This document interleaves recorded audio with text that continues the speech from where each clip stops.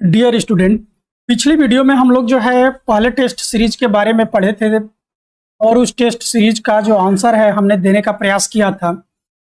मैं अब दूसरे सीरीज के प्रश्नों को लेकर के आया हूं। आशा है आप लोगों ने जिस तरह से फर्स्ट सीरीज को एप्रिसिएट किया था उसी तरह से आप दूसरे सीरीज को भी एप्रिसिएट करेंगे, जिससे कि हम लोग और इस तरह का वीडियो आप लोगों को लाते रहें।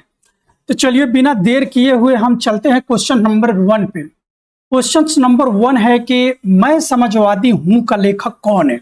देखिए प्रश्न कह रहा है कि मैं समाजवादी हूं, इसमें 3 प्रश्न बनता है। एक बनता है कि मैं समाजवादी हूं, ये कौन कहता है। दूसरा है कि समाजवादी हूं का लेखक कौन है।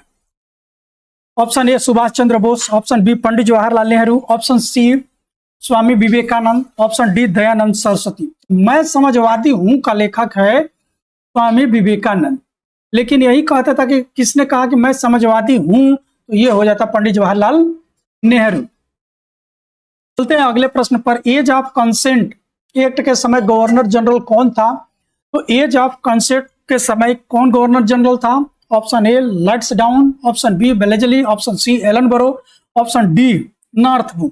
तो देखिए जो एज ऑफ कंसेंट था तो उसके समय जो गवर्नर जनरल जो लैंसडाउन था यह 1888 से लेकर के 1894 तक था। इसके समय में कई सारी घटनाएं हुई। मणिपुर में विद्रोह हुआ इसी के समय में। दूसरा था कि भारतीय परिषद अधिनियम 1892 पारित हुआ इसी के समय में। Muslim Anglo Oriental Defence Association of Upper India की स्थापना हुई इसी के समय में। और तिलक ने गणपत त्योहार जो है मनाना शुरू किया था 1893 ईस्वी में शुरू किया था इसी के समय में। ठीक, तो ये कौन सा है, लैंसडाउन है।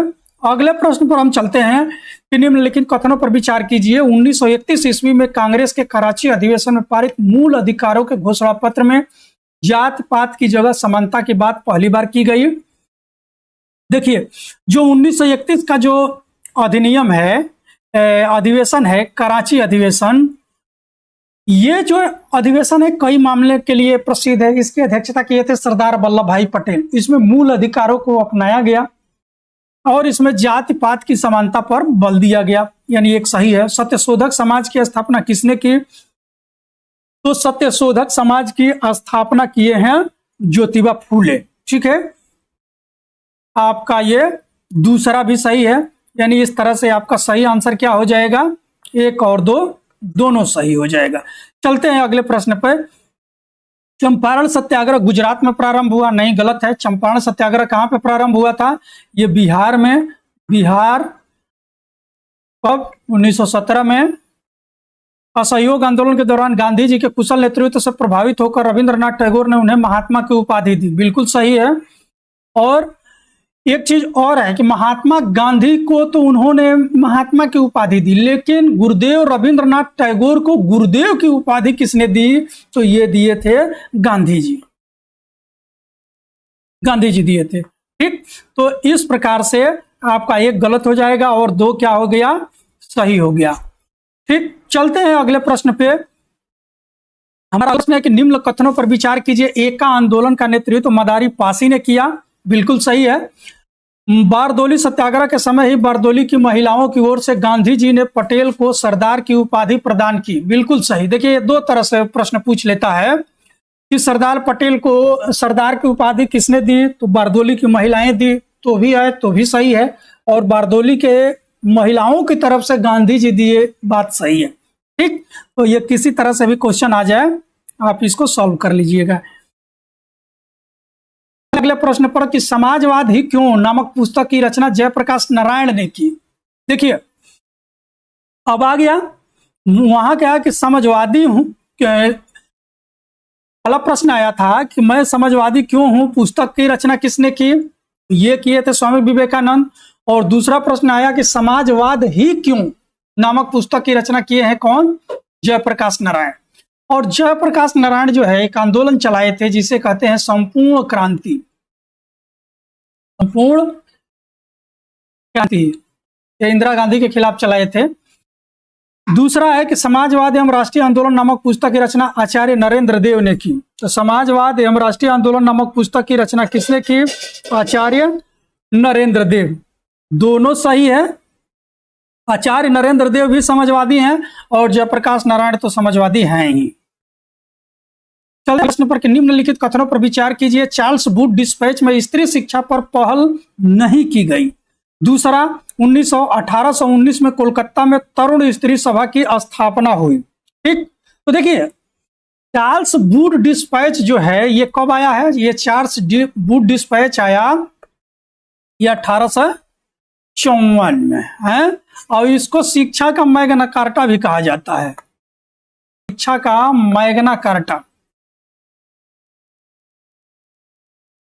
ठीक, इसमें हर शिक्षा पर बल दिया गया है, यानी स्नातक से लेकर के स्त्री से लेकर के माध्यमिक की इन सभी शिक्षा पर है। किसके समय में आया था? लॉर्ड डलहौजी के समय में आया था। ठीक, तो इसलिए आपका क्या हो गया? एक गलत हो गया, दो जो है सही है। ठीक, हम चलते हैं अगले प्रश्न पर।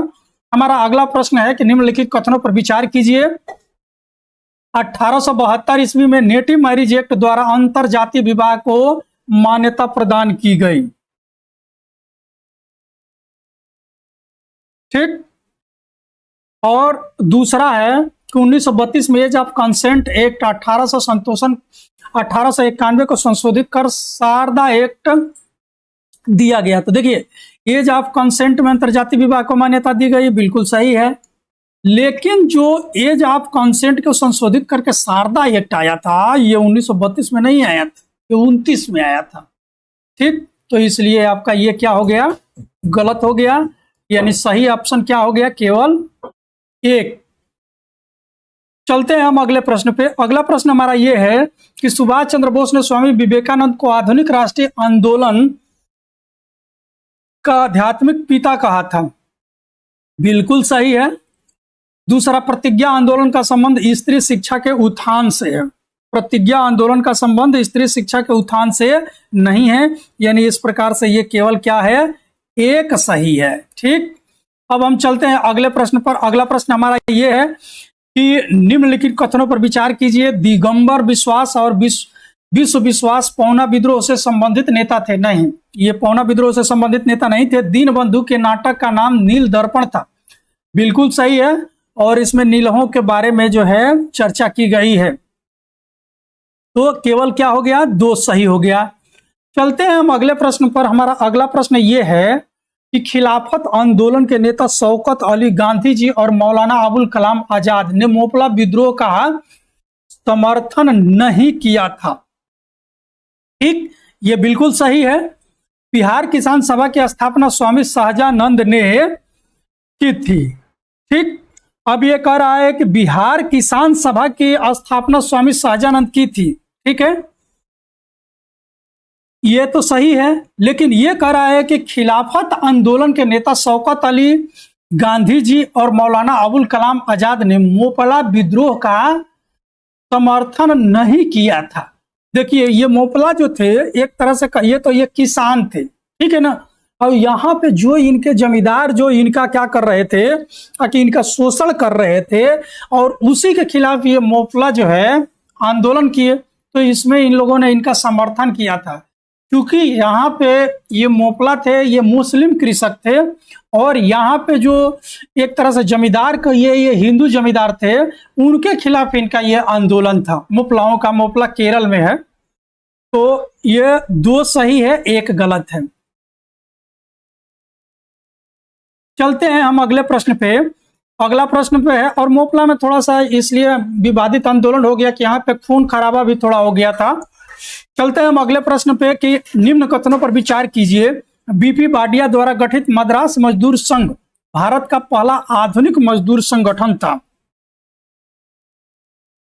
भारत का पहला आधुनिक मजदूर संगठन था, यह बिल्कुल सही है।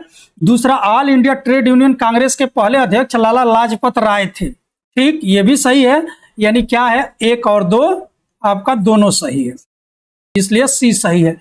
चलते हैं हम अगले प्रश्न पर। हमारा अगला प्रश्न ये है कि निम्नलिखित कथनों पर विचार कीजिए। Vernacular act press Lord Ripon के समय में आया? नहीं, वर्नाक्यूलर एक्ट प्रेस जो आया ये किसके समय में आया? ये लीटन के समय में आया था। ठीक, तो ये क्या हो गया? आपका गलत हो गया। लॉर्ड लीटन के समय में दिल्ली में भव्य दरबार का आयोजन किया गया था, ये बिल्कुल सही है। इस तरह से आपका केवल 2 सही है, एक क्या हो गया? गलत हो गया। ठीक है,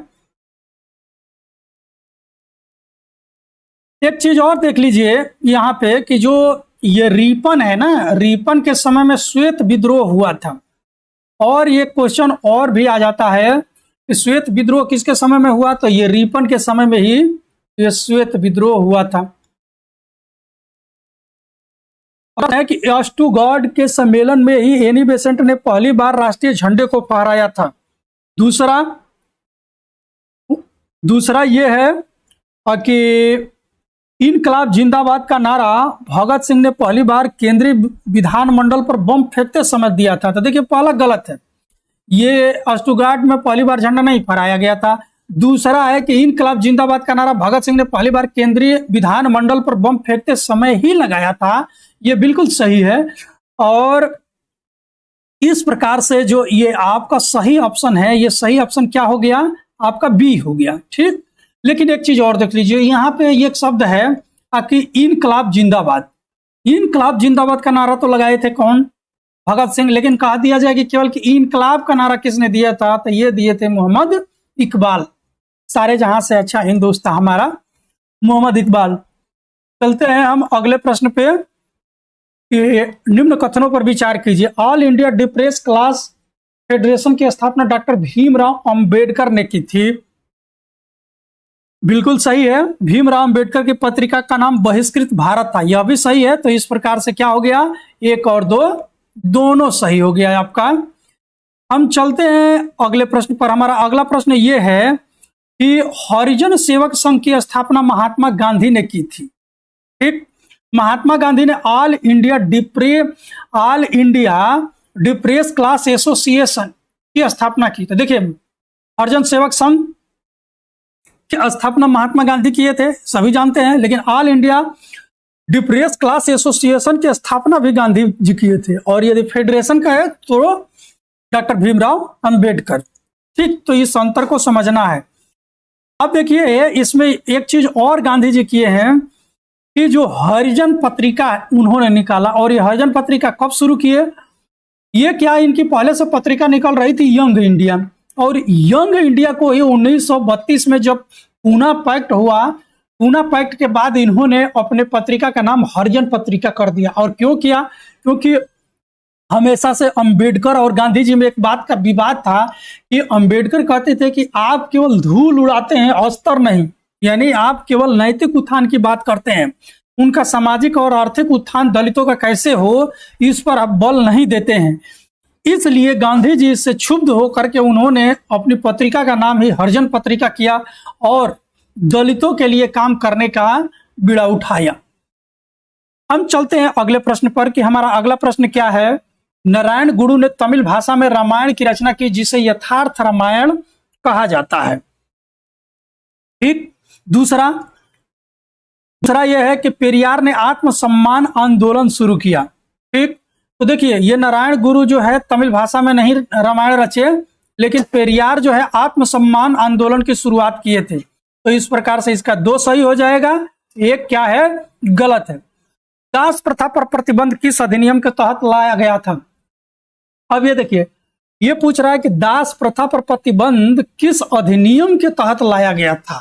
ठीक, charter act 1813, charter act 1833, charter act 1853, उपरोक्त में से कोई नहीं। तो देखिए ये चार्टर एक्ट 1833 के तहत जो है दास प्रथा को प्रतिबंधित किया गया था। लेकिन किया कब गया था? ये किया गया था 1843 में। इस समय गवर्नर जनरल कौन था? लॉर्ड एलन बरो। ठीक, और ये किस नियम के तहत किया? नियम 5 के तहत इसको प्रतिबंधित किया था। तो ये चीज भी आप लोग याद रखिएगा। अगला प्रश्न है कि किसने कहा था कि सारी हिंदू प्रणाली पश्चिम सभ्यता से बढ़कर है? ए Annie Besant, B Subhash Chandra Bose, सी स्वामी विवेकानंद, डी दयानंद सरस्वती। तो ये कही थी एनी बेसेंट ने। ठीक, चलते हैं हम अगले प्रश्न पर। हमारा अगला प्रश्न ये है कि निम्नलिखित में से किसने सबसे पहले स्वराज, स्वदेशी और बहिष्कार का नारा दिया? दादा भाई नौरोजी, बाल गंगाधर तिलक, लाला लाजपत राय और गोपाल कृष्ण गोखले। तो ये बाल गंगाधर तिलक जो है सबसे पहले ये नारा दिए थे। ठीक, हम चलते हैं अगले प्रश्न पर। हमारा अगला प्रश्न है कि निम्नलिखित में से किसने कहा था कि भारत का वास्तविक जागरण बंगाल विभाजन के उपरांत हुआ? महात्मा गांधी, बाल Gangadhar Tilak, Annie Besant, Lord Curzon. तो ये कहे हैं महात्मा गांधी। चलते हैं हम अगले प्रश्न पर। हमारा अगला प्रश्न ये है कि कौन सा गवर्नर जनरल वायसराय ओवेन मेरिडेथ के नाम से प्रसिद्ध है? तो ये Lord Ripon, Lord Lytton, Lord Mayo, sir John Lawrence. तो ये है आपका लॉर्ड लीटन।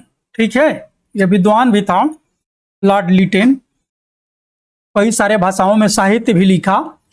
निम्नलिखित कथनों पर विचार करें। माउंटबेटन योजना को कांग्रेस और मुस्लिम लीग दोनों ने स्वीकार किया था। ठीक, दूसरा, मुस्लिम लीग ने 6 अगस्त 1946 ईस्वी को प्रत्यक्ष कार्रवाई दिवस के रूप में मनाया। बिल्कुल सही, 1 और 2 दोनों सही है। इस तरह से ये आपका क्वेश्चन जो इसका ऑप्शन जो है ये सी सही हो जाएगा। चलते हैं हम अगले प्रश्न पर। अगला प्रश्न ये है कि निम्नलिखित कथनों पर विचार कीजिए। ऑपरेशन जीरो आवर का संबंध असहयोग आंदोलन से है। ऑपरेशन जीरो आवर का संबंध असहयोग आंदोलन से नहीं है। असहयोग आंदोलन से नहीं है, यह भारत छोड़ो आंदोलन से है। पंडित जवाहरलाल नेहरू ने भारत छोड़ो प्रस्ताव पेश किया, यह बिल्कुल सही है। तो इस प्रकार से आपका 2 सही हो जाएगा, 1 क्या हो जाएगा? गलत हो जाएगा। हम अगले प्रश्न पर चलते हैं। निम्नलिखित कथनों पर विचार कीजिए। द्वितीय गोलमेज सम्मेलन में सरोजिनी नायडू और एनी बेसेंट भी शामिल हुए। ठीक, महात्मा गांधी एसएस राजपूताना नामक जहाज से द्वितीय गोलमेज सम्मेलन में शामिल होने के लिए इंग्लैंड पहुंचे। अब देखिए, द्वितीय गोलमेज जब सम्मेलन हुआ तो चूंकि गांधी इरविन पैक्ट हो चुका था, गांधी इरविन के बीच में सहमति बन गई। उसके बाद जो है गांधी जी जाते हैं द्वितीय गोलमेज सम्मेलन में भाग लेने के लिए। ये कांग्रेस के एकमात्र सदस्य थे जो कि कांग्रेस की तरफ से भाग लेने के लिए ये गए थे। लेकिन इनके साथ में सरोजिनी नायडू, एनी बेसेंट और मदन मोहन मालवीय ये भी लोग गए हैं। ठीक है, अब देखिए महात्मा गांधी जो है एसएस राजपूताना नामक जहाज से गए। ये प्रश्न कई बार आ चुका है कि किस जहाज से गए, तो ये एसएस राजपूताना जहाज से गए। अब एक कहानी ये है कि इस सम्मेलन में जब मदन मोहन मालवीय गए तो वो अपने साथ जो है मिट्टी का चूल्हा लेकर के गए थे। ये मिट्टी का चूल्हा क्यों लेकर के गए? ये गए कि ये छुआछूत में थोड़ा सा विश्वास करते थे। उनको ये लगता था कि हम अंग्रेजों के यहाँ खाना खाएंगे तो वो जो है मांस मदिरा खाते हैं, चूंकि वो शुद्ध सनातनी ब्राह्मण थे तो इसलिए वो इन सब चीजों से परहेज करते थे और अपना खाना दाना खुद लेकर के गए हुए थे। और गांधी जी अपनी बकरी को भी लेकर के गए थे।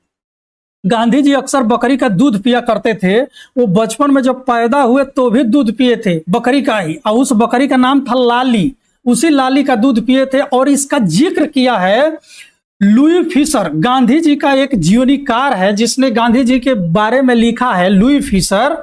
ये जो है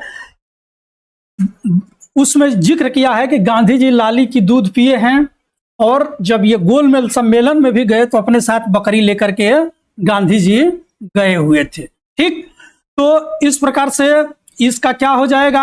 आपका दोनों सही हो जाएगा, 1 और 2 दोनों सही हो जाएगा। ठीक है, तो इस प्रकार से अभी हम जो है 25 क्वेश्चंस कंप्लीट किए। अगले क्वेश्चंस को हम अगले वीडियो में देंगे। तब तक आप लोग जो है इस क्वेश्चन को अच्छे से करिए, दोहराइए। हाँ, अपना कमेंट सुझाव जरूर दीजिए और चैनल को लाइक सब्सक्राइब जरूर करिए। बेल आइकन बिल्कुल प्रेस कीजिए जिससे कि जब भी हम कोई नई वीडियो आप लोगों को लेकर के आए तो आपको नोटिफिकेशन पहले मिले। और किसी भी तरह का कोई भी प्रश्न सुझाव हो तो आप हमें कमेंट बॉक्स के माध्यम से जरूर दें। Thank you.